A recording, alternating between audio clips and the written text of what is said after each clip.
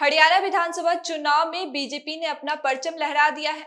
इसके बाद वहां पर खुशियों का माहौल है, लेकिन जम्मू कश्मीर में बीजेपी को हार का सामना करना पड़ा। हालांकि इस उतार चढ़ाव के दौर में आगामी महाराष्ट्र चुनाव के लिए भाजपा को एक नई ऊर्जा मिल गई है और उनका जोश हाई होता दिख रहा है। लोकसभा चुनाव में बीजेपी को महाराष्ट्र में हार का सामना करना पड़ा था, लेकिन इसके बाद हरियाणा में जीत हासिल करने के बाद महाराष्ट्र में भी जीत पाने की कोशिश कर रही है। लोगों की माने तो हरियाणा विधानसभा चुनाव में बीजेपी की जीत का असर महाराष्ट्र पर काफी पड़ सकता है। चलिए हम आपको पूरा समीकरण बताते हैं कि आखिर कैसे महाराष्ट्र पर असर होगा।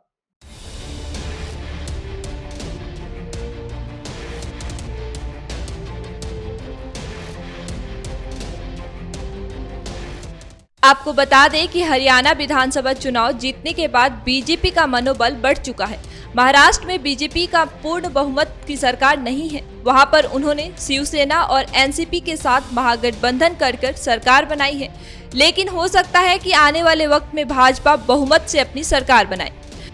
महाराष्ट्र आगामी विधानसभा चुनाव को लेकर देशपांडे ने कहा कि लोकसभा चुनाव में बीजेपी का खराब प्रदर्शन की वजह से लोगों ने आलोचना की थी। हरियाणा चुनाव के बाद भाजपा की वापसी हो गई है, जिस वजह से अब जो भी नेता एनडीए को छोड़कर विपक्षी एमबीए में शामिल होने की तैयारी कर रहे थे, वह सोचने पर मजबूर होंगे कि आखिर उन्हें कहां का रुख करना चाहिए। हालांकि दूसरी ओर देखा जाए तो कांग्रेस को अपने सहयोगी पार्टी के साथ सीट बंटवारे को लेकर अपना रुख को नरम रखना होगा।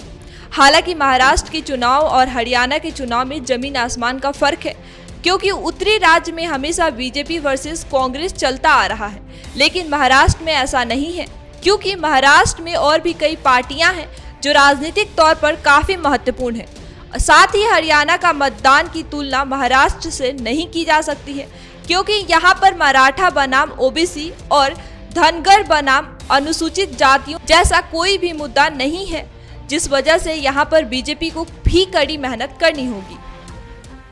महाराष्ट्र विधानसभा चुनाव में जातिगत समीकरण काफी जटिल है और यह सभी पार्टियों पर असर डाल सकता है। हालांकि ये राजनीति है और कभी भी किसी का सिक्का पलट सकता है।